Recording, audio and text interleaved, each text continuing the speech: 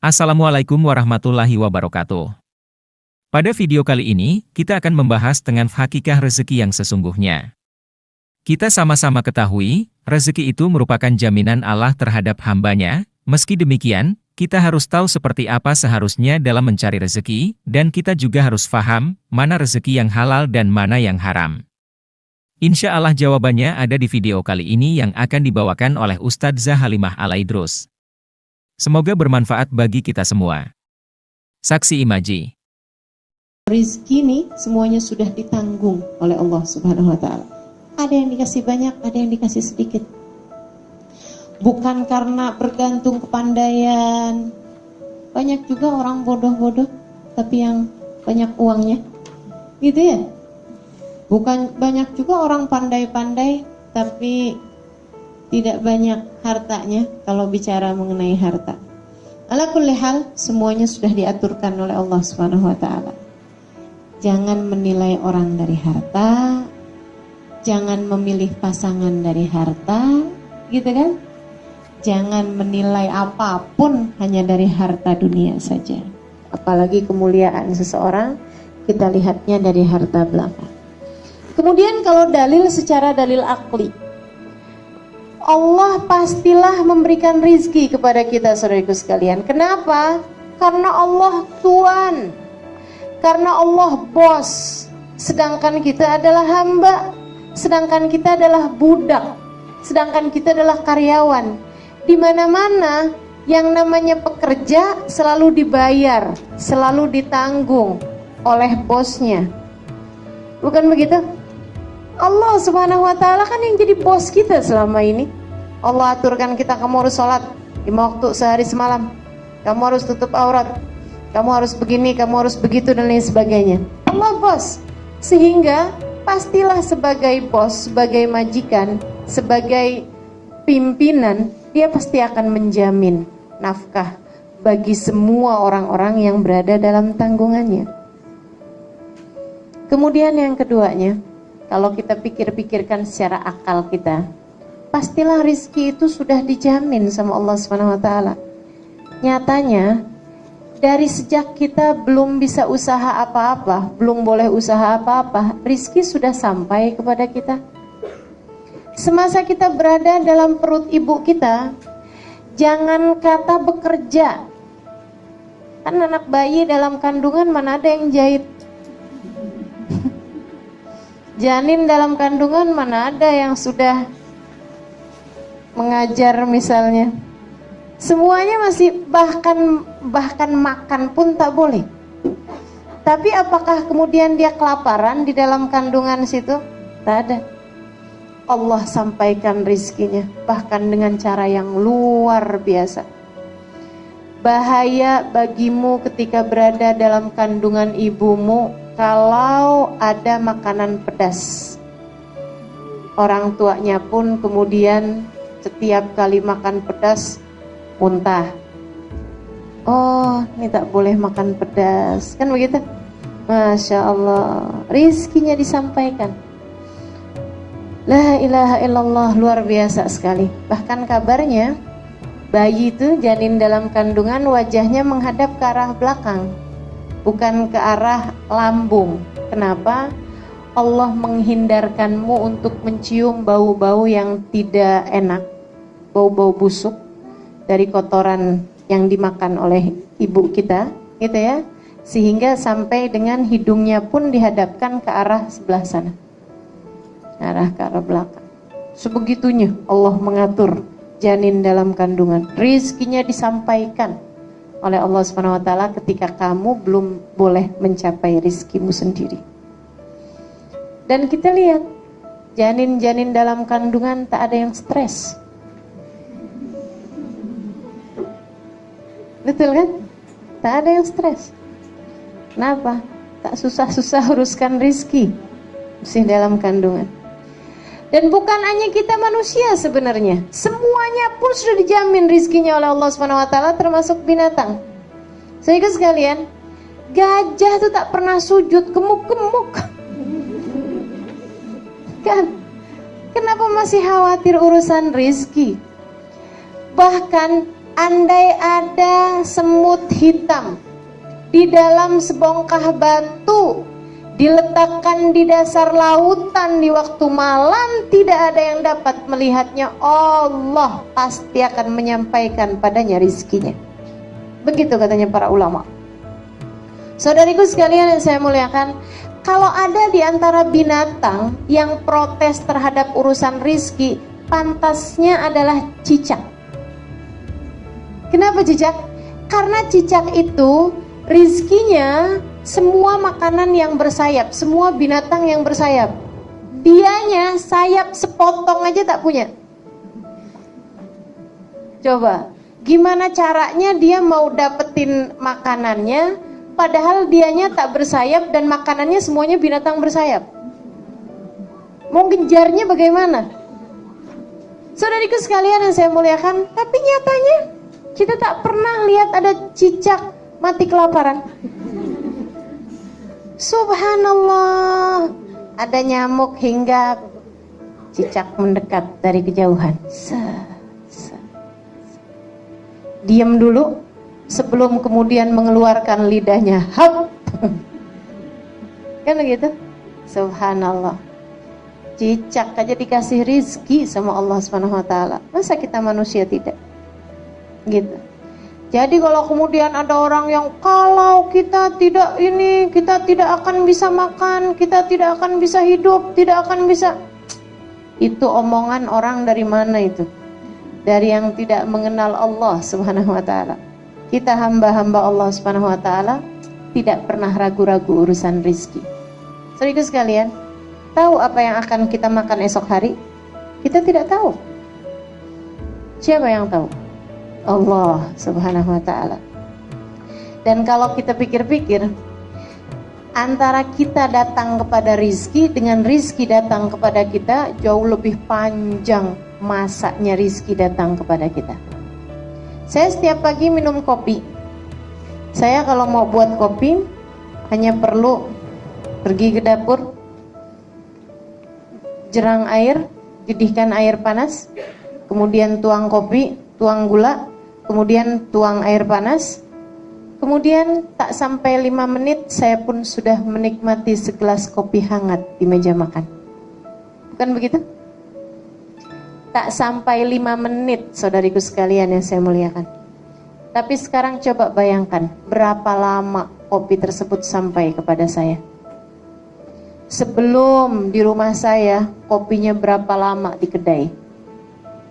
Ini baru bicara kopi, belum bicara gula. Gitu ya, baru bicara kopi nih. Sebelum di kedai itu, berapa lama dianya ada di pabrik. Sebelum di pabrik tuh, berapa lama dianya ada di ladang. Subhanallah, siapa yang kemudian menjadikannya tumbuh di atas muka bumi?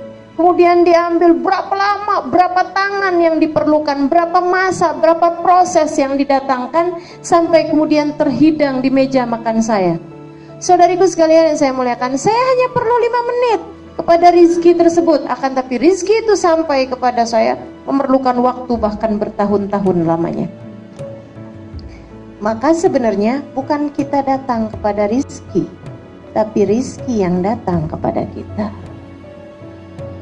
Begitu masalahnya. Hanya keraguan-raguan di hati kita yang terus-terusan kita pelihara. Karenanya teman-teman saudara sekalian, jangan ragu-ragu. Jangan ragu-ragu. Hilangkan segala keraguanmu. Rizki Allah yang bagi, rizki Allah yang bagi, rizki Allah yang bagi. Udah selesai, rizki diatur oleh Allah Subhanahu wa ta'ala. Kita hanya perlu menjalankan yang belum dijanjikan oleh Allah, yaitu ketaatan perintah Allah Subhanahu wa ta'ala. Itu yang harus kita jalankan. Urusan rizki sudah selesai. Jadi semuanya adalah ketetapan dari Allah Subhanahu wa ta'ala, termasuk urusan jodoh. Siapa bilang kalau pacaran kemudian menikah? Ibu-ibu yang udah punya suami, saya tanya, Suamimu pacar pertamamu kah? Tak ada yang mau jawab. Nah, suamimu pacar pertamamu kah? Bukan. Bukan ya? Bukan pacar pertama, artinya pacar kedua, pacar ketiga, atau malah bukan pacar. Bukan pacar katanya. Ya, masing-masing ya, macam-macam. Tapi subhanallah, yang udah pacaran lama kemudian tak jadi menikah ada, yang udah siap-siap bahkan udah sewa gedungnya batal nikah ada, kan begitu? Semuanya adalah ketetapan Allah Subhanahu wa taala semuanya. Yang diperlukan terus bagaimana kalau sudah semuanya ketetapan dari Allah, kita diam aja gitu? Oh bukan. Bukan berarti kita diam, silahkan berikhtiar. Apa ikhtiarnya? Urusan mana dulu nih? Kita mau bahas urusan rizki. Apa ikhtiarnya untuk mendapatkan rizki itu? Untuk mendapatkan rizki bukan asal rizki. Karena semua yang datang pada kita itu, pada manusia, itu namanya rizki. Tapi itu dibagi, ada rizkon halalan, ada rizkon haraman. Ada rizki yang halal, ada rizki yang haram. Yang diperintahkan oleh Allah Subhanahu wa taala adalah menjemput rizki yang halal dengan cara yang halal. Jadi rizkinya dah diatur. Hanya saja kamu diperintahkan oleh Allah Subhanahu wa taala untuk menjemputnya dengan cara yang halal. Bagaimana cara yang halal? Bekerja dengan cara yang halal. Kan begitu? Kemudian lagi tidak ada hati yang tersakiti. Caranya bekerjanya juga pekerjaan-pekerjaan yang halal. Enggak usah khawatir saudariku sekalian. Sekali lagi rizkinya sudah diatur sama Allah. Jadi dalam bekerjanya tuh jangan khawatir. Saya punya kawan, dia penjahit. Biasa menjahitkan baju-baju orang-orang pesta-pesta gitu, yang tidak jelas mana yang ditutup, mana yang dibuka. Saya kadang-kadang heran, Ustazah, orang tuh minta jahitin sama saya baju setali. Satu tali aja. Habis satu tali itu belakangnya pun juga bolong juga gitu. Jadi ini saya nggak jelas nih yang ditutup yang mana ini. Baju ini nutup bagian yang mana gitu. Dia kemudian tanya sama saya, bagaimana menurut Ustazah? Saya bilang, kamu harus kuat hati. Menjahitlah, tapi khusus busana muslimah. Saya ikut dosa ya Ustazah kalau saya bikinin baju yang terbuka? Iya, saya bilang. Iya, tentu saja. Walaupun kamu hanya sekedar menjahitkan, tapi tiap kali dia pakai, tiap kali dia dosa. Astagfirullah, banyaknya dosa saya nih Ustazah. Saya bilang iya, makanya mulai sekarang udah tetepin aja. Baik Ustazah. Tapi nanti pelanggan saya Ustazah semuanya baju yang seperti itu. Hanya sedikit aja pelanggan yang menjahitkan baju muslimah. Saya bilang itu dia. Allah tuh udah atur semua rizki. Allah udah jaminkan semua rizki. Bismillah, dia bilang. Kalau gitu modelnya bismillah. Dia pun memutuskan untuk tidak menerima jahitan kecuali yang muslimah. Orang-orang pada marah sama dia, pelanggan-pelanggannya. Sampai dengan yang udah oke, saya tambahkan ongkosnya, upahnya, jahitnya berapa kali lipat yang kamu mau, sampai begitu. Dan dia tetap tolak. Tak mau, saya tak mau banyak dosa. Kata Ustazah, nanti tiap kali dipakai saya ikut dosa juga. Saya tak mau lagi. Subhanallah, dalam beberapa waktu memang agak berkurang pendapatannya, tapi sesudah itu subhanallah semakin banyak, semakin banyak, semakin banyak. Ya Allah Ustazah, emang betul ya Ustazah, semuanya memang sudah ditetapkan Allah Subhanahu wa taala. Kita hanya perlu untuk menjemputnya dengan cara yang halal, dengan cara yang baik, dengan cara yang takwa. Jangan takut karena kita melakukan kebaikan kepada orang lain, rizki kita berkurang. Saudaraku sekalian, karena pengatur rizki satu, namanya Allah. Ada dua orang punya kedai perhiasan di sebuah pasar. Satu hari ada orang beli di kedai dia nih, orang soleh nih ya.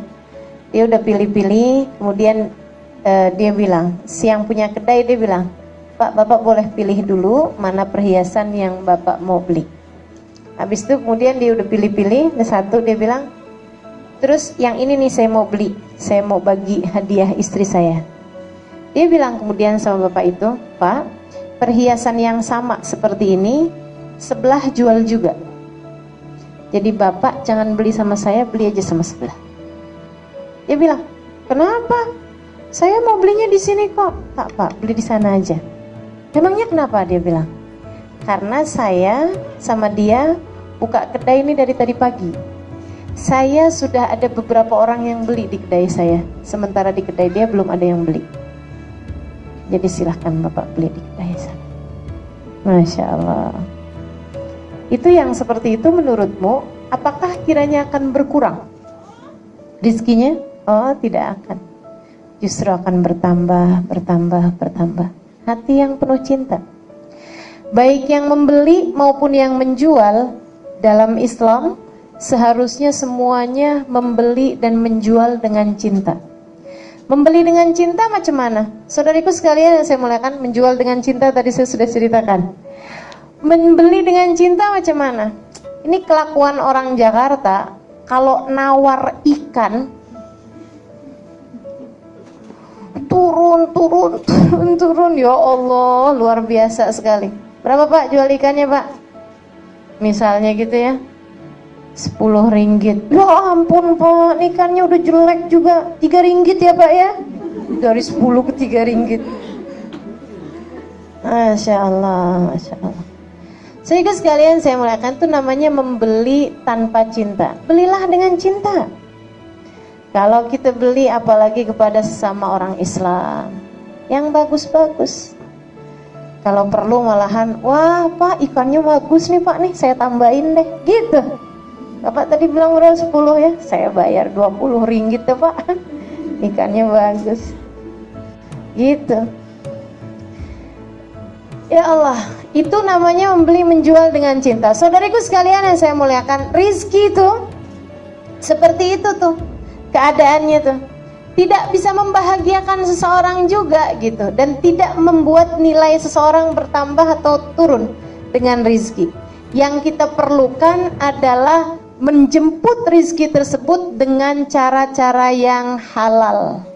Allah ketika menceritakan para ahlinya, para kekasih-kekasihnya, Allah menceritakan dengan ucapan rijalun la tulhihim tijaratun wala bay'un an dzikrillah. Rijal, kata Allah, hamba-hambaku, laki-laki, orang-orang, la tulhihim tijaratun, perdagangan, wala bay'un, ataupun transaksi jual beli, tidak membuat mereka terlalaikan dari Allah. Jadi silahkan bekerja, silahkan jemput dengan cara yang halal, tapi jangan sampai tersibukkan dengan hal tersebut. Kalau kita bekerjanya dengan cara yang halal, apalagi kemudian bermuamalahnya dengan cinta seperti yang tadi saya sampaikan, bertakwa dalam usaha kita itu, maka usaha kita tuh bernilai ibadah di mata Allah. Yang sampai-sampai, saudara sekalian, katanya Nabi Muhammad SAW, ayu memri'in bata kalan min syughlih bata maghfurun lah. Kalau ada seorang laki-laki atau seorang perempuan, dia tertidur malam dalam keadaan lelah karena bekerja seharian untuk memberikan nafkah bagi keluarganya, untuk menjemput rizki bagi keluarganya dengan cara-cara yang halal, dengan cara yang baik, dan tidak membuatnya meninggalkan sholat sunnah, meninggalkan ibadahnya dan lain sebagainya. Dia kemudian malam-malam hari kelelahan karena habis bekerja seharian, bahkan mungkin tidurnya dengan ngorok, keluar suaranya, gitu ya. Itu katanya Nabi Muhammad SAW, baca maghfurun lah. Dia tidur dalam keadaan Allah mengampuni dosa-dosanya. Masya Allah. Itu padahal kalau kita punya suami ya, suami kita bekerja mencari nafkah buat kita, mencari rizki buat kita dan anak-anak kita. Dia tidur dalam keadaan ngorok seperti itu, kita marah, kita kesel. Padahal dia bekerjanya buat kita. Allah, dia bekerjanya bukan buat Allah, bekerjanya buat kita. Allahnya kesian sama dia.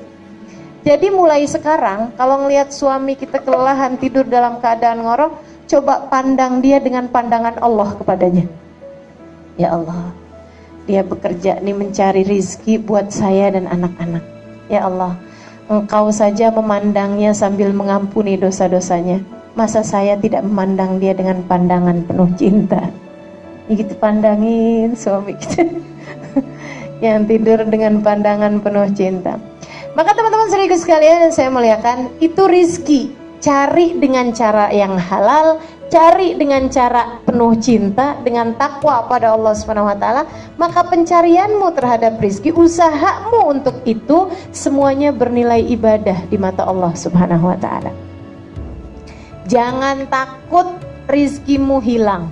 Jangan takut rizkimu salah alamat. Jangan takut rizkimu tidak akan sampai kepadamu. Tidak ada ceritanya, tidak ada ceritanya. Malahan seringkali karena terburu-buru, rizki yang seharusnya datang dalam keadaan halal akhirnya datang dalam keadaan haram. Sayyidina Ali bin Abi Thalib bercerita. Katanya Sayyidina Ali, satu hari saya ada mau pergi ke rumah seorang kawan. Di depan pintu rumah orang tersebut, saya merasa perlu ada orang pegangkan keledai saya, naik keledai. Kata Sayyidina Ali, saya cari-cari orang, ada seorang pemuda, saya bilang, tolong dong, pegangkan ini keledai saya mau ada jumpa dengan kawan, tak ada buat mengaitkan keledai. Dia bilang, oke, baik. Wahai Sayyidina Ali, saya pegangkan, saya jagakan keledaimu. Masuklah Sayyidina Ali, bual-bual, bincang-bincang sama orang rumah tersebut. Tengah-tengah bincang-bincang ada terpegang-pegang uang di sakunya. Dia lihat 5 dinar, uangnya Sayyidina Ali. Sayyidina Ali kemudian mikir, saya mau bagi nih buat yang pegangkan keledai saya. Kesian dia udah pegangkan keledai saya, jadi nanti saya mau bagi itu. Begitu keluar Sayyidina Ali, keledainya tak ada. Orang itu pun juga tak ada. Sayyidina Ali cari-cari, kemudian akhirnya ada orang bawakan keledainya. Ini keledaimu ya? Kata Sayyidina Ali, oh iya betul. Wah, mana dia tuh yang pegang? Orangnya sudah kabur dan mencuri tali pegangannya keledai. Waduh, ini saya perjalanan cukup jauh, agak susah kalau tak ada talinya. Boleh tak Pak, belikan saya tali keledai? Nih saya ada uang 5 dinar, belikan saya talinya. Pergilah orang tersebut ke pasar, kemudian pulang. Dia bilang, nih berapa harganya? 5 dinar. Oke, baik. Diambil sama Sayyidina Ali talinya keledai tersebut. Begitu dibuka, ya ini dia tali keledai saya yang hilang. Kata Sayyidina Ali, orangnya macam mana nih yang jual tali keledai? Orangnya begini, ada ininya, ada jambangnya. Oh, itu dia yang pegangkan tali keledai saya tadi itu. Dia yang curi tali keledai saya. Kata Sayyidina Ali, subhanallah, memang uang 5 dinar tuh memang harus jadi rezeki dia. Andai saja dia mau menunggunya, bersabar menunggunya beberapa menit, akan datang uang tersebut dalam keadaan halal. Akan tetapi karena dia tak sabar menunggu, dia pun kemudian mencuri tali keledai, menjual barang yang bukan milik dia. Akhirnya kemudian datanglah 5 dinar yang memang menjadi ketetapan Allah akan menjadi rizkinya dalam keadaan haram. Maka jangan tergesa-gesa urusan rizki. Jangan tergesa-gesa. Biasa-biasa aja. Semuanya udah ditetapkan Allah Subhanahu wa ta'ala. Tak usah benci si fulan, si faltan, hanya karena wah gara-gara dia nih rizki saya jadi susah. Saya buka kedai, dia buka juga sebelah. Semua langganan saya diambil sama dia. Rizki saya dicurinya. Tak ada rizki dicuri, tak ada. Tak ada rizki dicuri. Uang dicuri ya. Ya. Dompet hilang dicuri ya, rizki dicuri tak ada. Dia yang mengambil jatah rizkinya dia sendiri dengan dalam keadaan haram. Akan tetapi tak ada rizki dicuri. Yang harus jadi milik kita, yang akan jadi rizki kita pasti akan sampai kepada kita. Syi'na am abaina, mau atau tidak mau, pasti kita tidak akan mati teman-teman, kecuali setelah semua jatah rizki kita sampai kepada kita. kecuali setelah semua jatah makanan kita habis termakan oleh kita. Tidak akan mati kita sebelum itu. Maka percayalah, urusan rezeki sudah ada jaminannya. Kita hanya perlu mencarinya dalam keadaan halal.